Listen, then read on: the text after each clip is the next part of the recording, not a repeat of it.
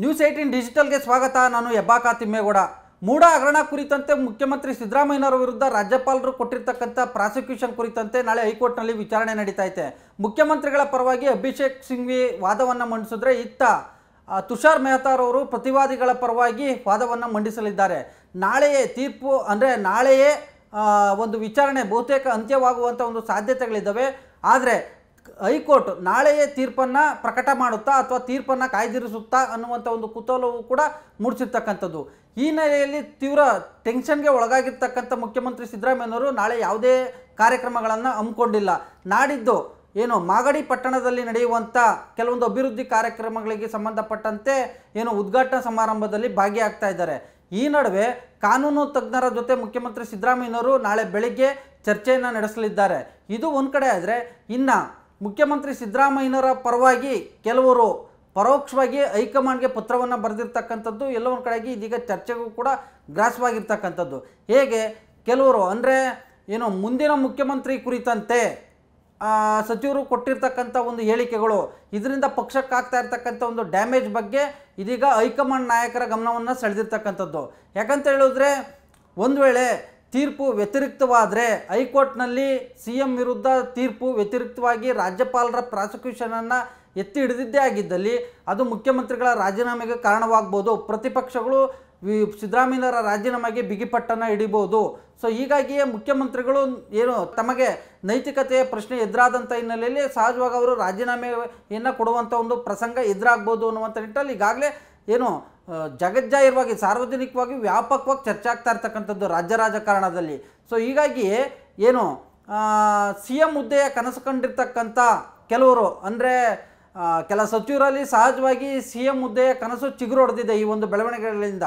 So ಹೀಗಾಗಿಯೇ ಮುಂದಿನ ಮುಖ್ಯಮಂತ್ರಿ ಕುರಿತಂತೆ ಸಚಿವರಾದಂಥ MB ಪಾಟೀಲ್ ಅವರು ಆಗಿರ್ಬೋದು, ಸತೀಶ್ ಜಾರಕಿಹೊಳಿ ಆಗಿರ್ಬೋದು, ಗೃಹ ಸಚಿವ ಡಾಕ್ಟರ್ G ಪರಮೇಶ್ವರ್ ಸೇರಿದಂತೆ ಹಲವು ಸಚಿವರುಗಳು ಪರೋಕ್ಷವಾಗಿ ತಮ್ಮ ಬಯಕೆಯನ್ನು ಹೊರಹಾಕ್ತಾ ಇದ್ದಾರೆ.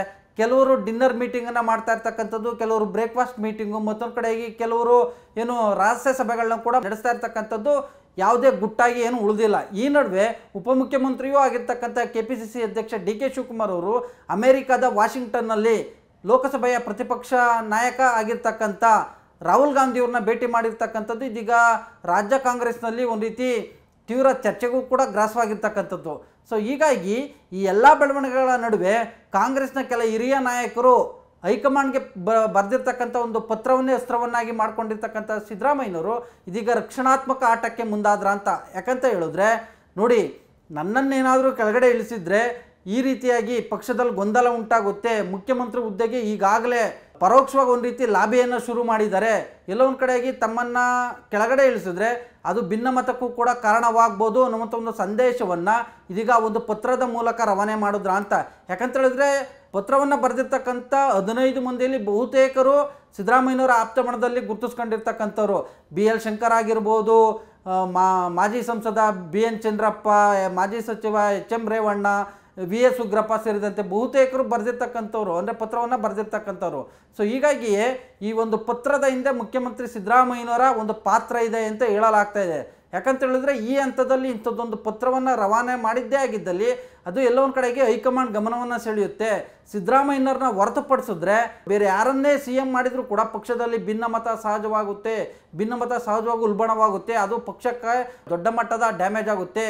ದಕ್ಷಿಣ ಭಾರತದಲ್ಲಿರ್ತಕ್ಕಂಥ ಏಕೈಕವಾದಂಥ ಒಂದು ಕಾಂಗ್ರೆಸ್ ಸರ್ಕಾರವನ್ನು ಕಾಪಾಡಿಕೊಳ್ಳೋದು ಕಷ್ಟ ಸಾಧ್ಯವಾಗುತ್ತೆ. ಹೀಗಾಗಿ ಸಿದ್ದರಾಮಯ್ಯನವರೇ ಮುಖ್ಯಮಂತ್ರಿಯನ್ನಾಗಿ ಮುಂದುವರಿಯೋದು ಸೂಕ್ತ, ಅವರನ್ನೇ ಮುಖ್ಯಮಂತ್ರಿಯನ್ನಾಗಿ ಮುಂದುವರಿಸೋದು ನಮಗೆ ಅನಿವಾರ್ಯ ಅನ್ನುವಂಥ ಒಂದು ಪರಿಸ್ಥಿತಿಯಲ್ಲಿ ಹೈಕಮಾಂಡ್ಗೆ ಒಂದು ರೀತಿ ಮನವರಿಕೆ ಮಾಡಿಕೊಡುವಂಥ, ಪರೋಕ್ಷ ಒಂದು ರೀತಿ ಸಂದೇಶ ರವಾನೆ ಮಾಡುವಂಥ ಒಂದು ರಕ್ಷಣಾತ್ಮಕ ಆಟವನ್ನು ಸಿದ್ದರಾಮಯ್ಯನವರು ಮಾಡಿದ್ದಾರೆ ಎನ್ನುವಂಥ ಒಂದು ಚರ್ಚೆ ಇದೀಗ KPCC ಪಡಸಾಲೆಯಲ್ಲಿ, ವಿಧಾನಸೌಧದಲ್ಲಿ, CM ನಿವಾಸ ಕಾವೇರಿ ಅಂಗಳದಲ್ಲಿ ಕೇಳಿಬರ್ತಾ ಇರ್ತಕ್ಕಂಥ ಪ್ರಮುಖವಾದಂಥ ಒಂದು ಚರ್ಚೆ.